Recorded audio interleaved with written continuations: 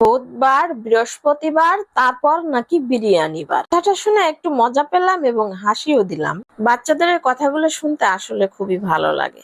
আসসালামু আলাইকুম, welcome back to my another new video. কেমন আছেন আপনারা সবাই? আশা করি সবাই ভালো আছেন। আমিও আলহামদুলিল্লাহ ভালো আছি। আজ শুক্রবার, ছুটির দিন ছিল। সবাইকে জুম্মা মোবারক জানাচ্ছি।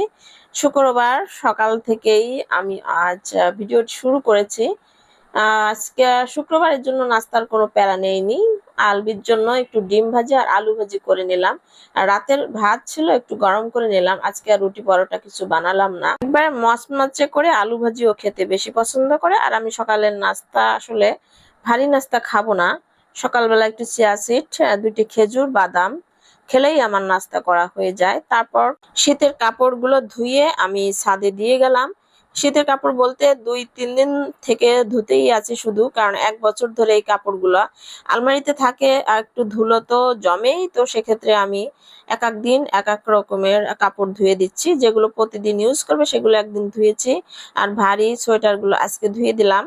আরো কিছু বাকি আছে, সেগুলো পরে ধুয়ে নেব। ছাদ থেকে চলে আসলাম, বাকি কাজগুলো করে নেব। আর প্রতিদিন এই ঝুল না ভাঙলে ঘরের অবস্থা খুবই খারাপ হয়ে যায়।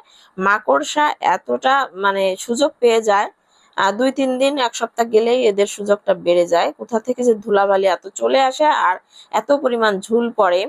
আর আমার যেহেতু ডাস্ট অ্যালার্জি, আমি ধুলাবালি সহ্য করতে পারি না, এজন্য পরিষ্কার রাখার চেষ্টা করি সব সময়ের জন্য। আর রান্না তো করতে হবে, রান্নায় চলে আসলাম। রান্নাতে যখন আসলাম আর সবকিছু বের করে নিলাম, এখানে আমি ভেন্ডি ভাজি করব, ইলিশ মাছ কেটে নিব, মুরগিও কেটে নিব। আর মুরগির মাংস রান্না করব ইলিশ মাছ দিয়ে, সিম আলু টমেটো দিয়ে একটা ঝোল রান্না করব। আর এগুলো কেটে কুটে নিচ্ছি। এর মধ্যে আমার ছেলে আলবি এসে বলতেছে, আম্মু তুমি এটা কি রান্না করছো?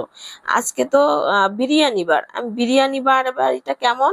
বলে বুধবার, বৃহস্পতিবার, তারপর দিন তো বিরিয়ানি বার, মানে শুক্রবারকে সে বিরিয়ানি বার বলতেছে। শুক্রবার আসলে বিরিয়ানি পোলাও এটা তার জন্য রান্না করতে হবে, কিন্তু আমি তো আজকে এগুলো রান্না করব না। বিগত 2-3 দিন ধরে রিচ ফুড এত পরিমাণ খাওয়া হচ্ছে, তো আজকে ভাতই রান্না করব। ভাতের সাথে সব ধরনের তরকারি আমি রান্না করে নিব। তো কথা বলতে বলতে সব কাটাকুটা শেষ করে আমি একদিকে মাংস বসিয়ে দিয়েছি, আর অন্যদিকে ভেন্ডিটাও আমি ভাজি করে নিয়েছি। আর রান্না শুরু করতে করতে একটা ওভার হয়ে গিয়েছিল, তো ঝটফট করে আমি আসলে রান্নাটা করে নিচ্ছি।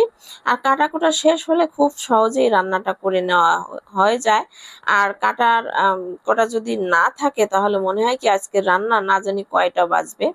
তো সবকিছু কেটে নেওয়ার পরে আমি ঝটফট করে রান্নাটা হয়ে গিয়েছিল। আর মাংসটা একটু সুন্দর করে কষিয়ে নিয়ে আমি আলু দিয়ে একটু কষিয়ে নিচ্ছি। আর অন্য চুলায় আমি সিম আলু টমেটো দিয়ে ইলিশ মাছ দিয়ে রান্না করব। এজন্য মশলা কষিয়ে নিলাম। আর মাছগুলো একটু সুন্দর করে কষিয়ে নিয়ে একটু তুলে রাখবো। তারপর সিম আলু একটু টমেটো একটু সুন্দর করে কষিয়ে নিয়ে রান্না করে নিব। মাছগুলো আমি তুলে নিচ্ছি, আর এদিকে সিম আলু এগুলো সুন্দর করে কষিয়ে নেব। আর কষানো একটু সুন্দর করে হলে রান্নাটাও সুন্দর হয়। একটু পানি দিয়ে আমি আর একটু সিদ্ধ করে নিব, যেহেতু আলু শক্ত। এদিকে আমার মাংস রান্নাটাও কমপ্লিট। আর ঝোলের পানি দিয়েছি, সিম আলু টমেটো দিয়ে মাছগুলো দিয়ে একটু ঝোলের পানি দিয়ে আমি সুন্দর করে রান্না করে নিব। নামানোর আগে আমি ধনিয়া পাতা দিয়ে নামিয়ে নেব। আর এই তরকারিটা যে কি মজার হয়েছিল আমি আসলে বলতে পারবো না। যাই হোক, আজকে তো আলবির মন খারাপ, তার জন্য পোলাও বিরিয়ানি রান্না করি নাই। এই জন্য সে গতকাল বিরিয়ানি খেয়েছিল, তার আগের দিন সে ফ্রাইড রাইস খেয়েছে, বাইরে থেকে নিয়ে আসছিল, খিচুড়ি খেয়েছে। তো রেগুলার বাচ্চাদের খাবারগুলো দিলে আসলে পেটে সমস্যা হয়। ও তো সবসময় রিচ ফুড খেতেই বেশি পছন্দই করে। তো আজকের ভিডিও আপনাদের কেমন লাগলো কমেন্ট করতে ভুলবেন না। সেম নামে আমার একটা ইউটিউব চ্যানেল আছে, একটু ঘুরে আসবেন। ভালো থাকবেন আপনারা সবাই। আল্লাহ হাফেজ।